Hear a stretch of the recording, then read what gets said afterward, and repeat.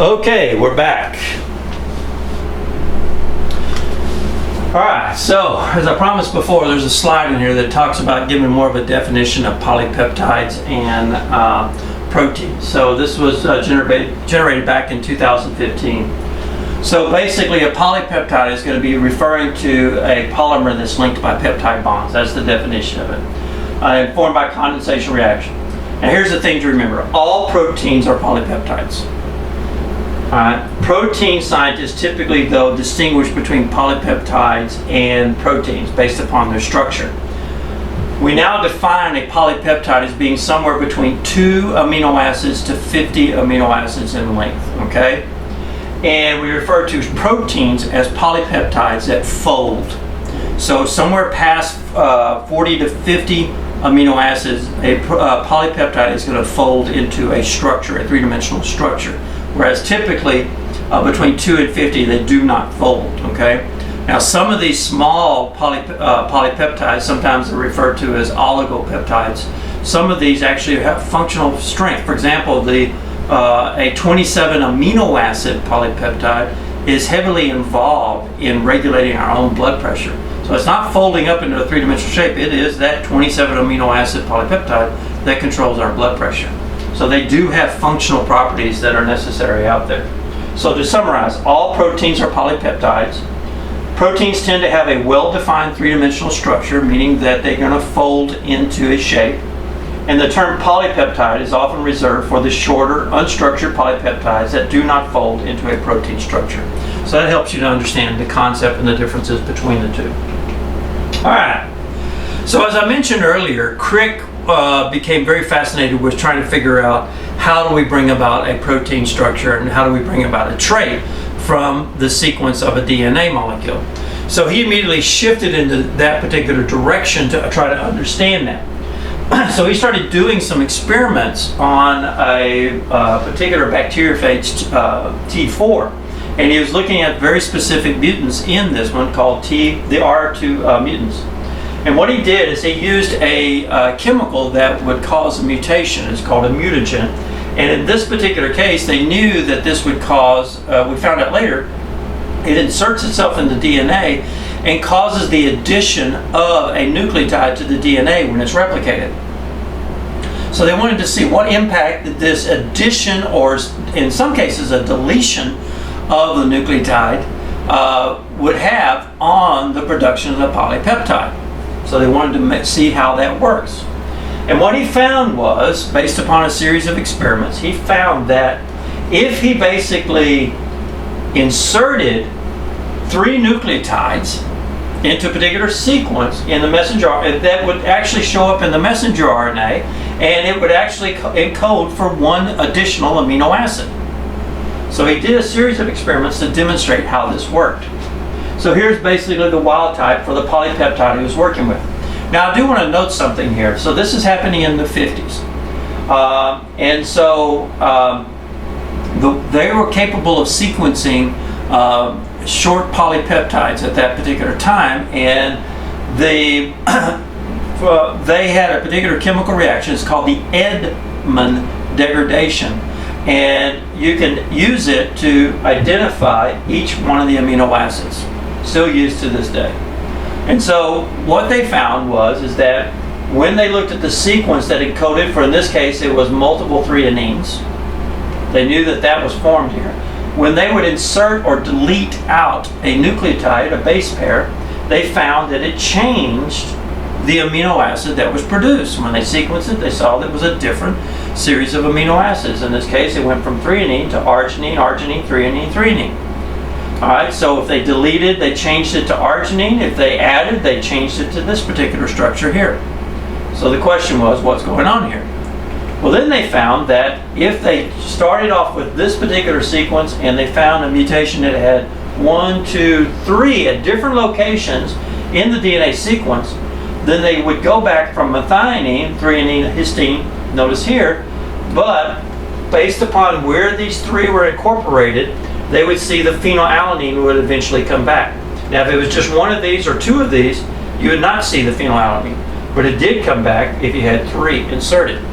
So based upon this, And they went through this whole process of deciphering what the codons were that that were used to identify the various amino acids. So using a cell-free protein synthesis system from E. coli and synthetic messenger RNAs, so they synthesized even messenger RNAs back then, they determined the genetic code that had the following properties. It's a triplet code, meaning it involves 3 nucleotides to generate 1 amino acid. The code is comma-free. It is continuous. It doesn't go along here, pause, and then jump over here or something like that. It goes 1 codon at a time. This would be referred to as a frame. So the enzyme, which we now know is a ribosome, would look at this, say, okay, that's methionine, then it would move over here. It basically would not overlap like this. It moved over 3 nucleotides at a time. Boom, boom, boom. Okay? So there's no overlapping occurring. It's almost universal, although mitochondria has a little bit of variation in it, and some other organisms do as well. The code is degenerate, which I'll explain in a moment when we look at the actual genetic code table. It has a start site and it has a stop site. So there are signals that say this is where you start the polypeptide and this is where you stop the polypeptide. That has to be built in place. So here's the genetic code here, and you're going to be required on the test to be able to read a particular sequence to identify the start site of translation and identify the stop site of translation, and then write in the 1-letter code for each one of the amino acids. So when you look on here, where I have leucine and Lu written here, basically you're going to have to, it's just going to have the 1-letter code, meaning that you're going to have to read it. And I might even ask to tell me what particular amino acid is at position number 3. And I don't want the 1-letter code, I want you to actually identify the amino acid. So that can come into play too. So if we look at this, when you read this particular chart, what you do is you look at the very first nucleotide of the codon. That's represented here. This is the first base. Then the second base is represented here. So if you'll notice, this is U, U, C, U, A, U, G, U. And then the third base is represented in this side here. So now we have U, U, U, ends up in a phenylalanine, or U, U, C. Okay? Down here, you have for valine, you have G, U, C, all the way across there at that particular one. So that's how you read these particular ones. Now, as I was mentioning, there's a concept called degeneracy. Now, in degeneracy, this is another one that we'll be using. You'll notice there's the 1-letter code here, but you won't have the 3-letter code. Same concept: first letter, second letter, third letter. The degeneracy is, if you look at this, is talking about the fact that one codon only encodes for 1 amino acid. However, some of these amino acids have more than 1 codon. So for example, if we look at leucine, leucine here has 4 codons that encode for it. Okay? But notice, this codon only encodes for 1 amino acid. It doesn't encode for proline. That's the rule. This codon only encodes for 1 amino acid. Now leucine, though, has these 4, but guess what? It has 2 more. So this is one of the amino acids that has 6 codons that encodes for it. But each one of those codons can only code for 1 amino acid. Okay?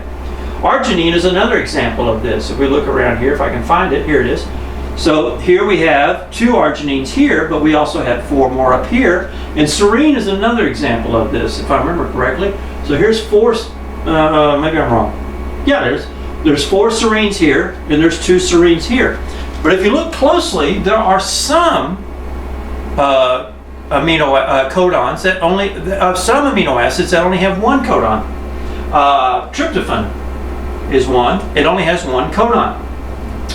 Methionine is another one. It only has 1 codon. There are some that only have 2 codons. Cysteine is one. Glutamine, asparagine is one. Let's see here. I think thought lysine had more than one, but I might be wrong. No, lysine has only 2.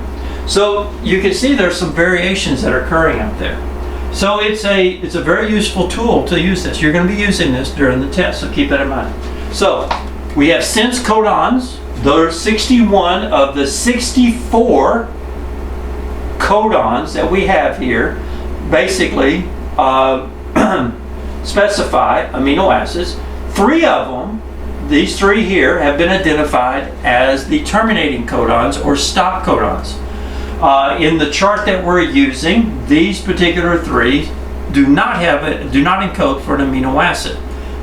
They say that this is where you stop, okay? So they don't have a transfer RNA or anything like that to interact with them, and you don't generate an amino acid for these for this standard wild type system that we're working with.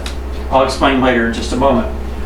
AUG is identified as the start codon in these particular ones. So that's the start codon. This start codon here has to be in frame with the stop codon for this to be an effective stop codon. If we go back to here, AUG has to be is basically one frame. And if there's a UAG down here or a UAA down here, if that's a UAA right there, that's where there would not be an amino acid below here. It would stop here. You'd have this 1, 2, 3, 4, 5, 6, 7, 8, 9, 10 amino acids, because if this is a stop codon or UAA, there would be no amino acid here. So these are called non-sense codons here, and the rest of these are called the sense codons because they encode for an amino acid. Now, as I mentioned before, there is a paper in your content section by Margaret Dayhoff. This is also linked to her particular paper, and this actually gives an explanation of how these were selected. And it really is very useful for you to remember it. It's not a very long paper. It's maybe 1 or 2 pages. If you read through it, you can see how she used common sense to be able to identify what particular one letter works best for each one of the amino acids. Okay? All right. Now, there are some other exceptions to the genetic code. For example, we've now discovered, as we go out in the world and we start finding new species, we're finding a lot. There are millions of species being identified every year. Selenocysteine and pyrrolysine are sometimes called the 21st and 22nd amino acid.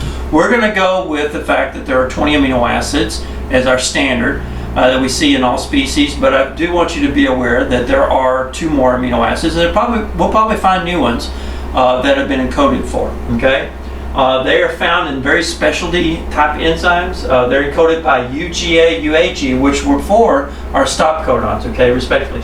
And they are attached by transfer RNAs that carry them to a ribosome. So they are being used, and the codon and downstream sequences of messenger RNA are needed to incorporate these particular amino acids.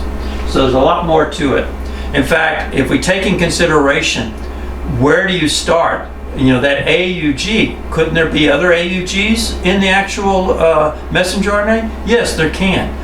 But the very first one is identified by a very specific sequence, which we'll talk about in the process of translation. Okay? Now, in order to help us understand this, after Francis Crick worked with others to talk about the codons and all that, he also started focusing on, well, how do you bring these amino acids together?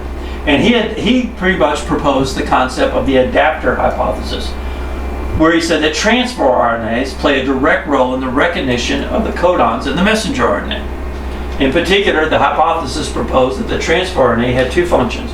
It recognized the 3-base codon in the messenger RNA, and it carried an amino acid that was specific for that particular codon. So we're going to take a break now, and then we're going to come back and we're going to talk about how this comes about.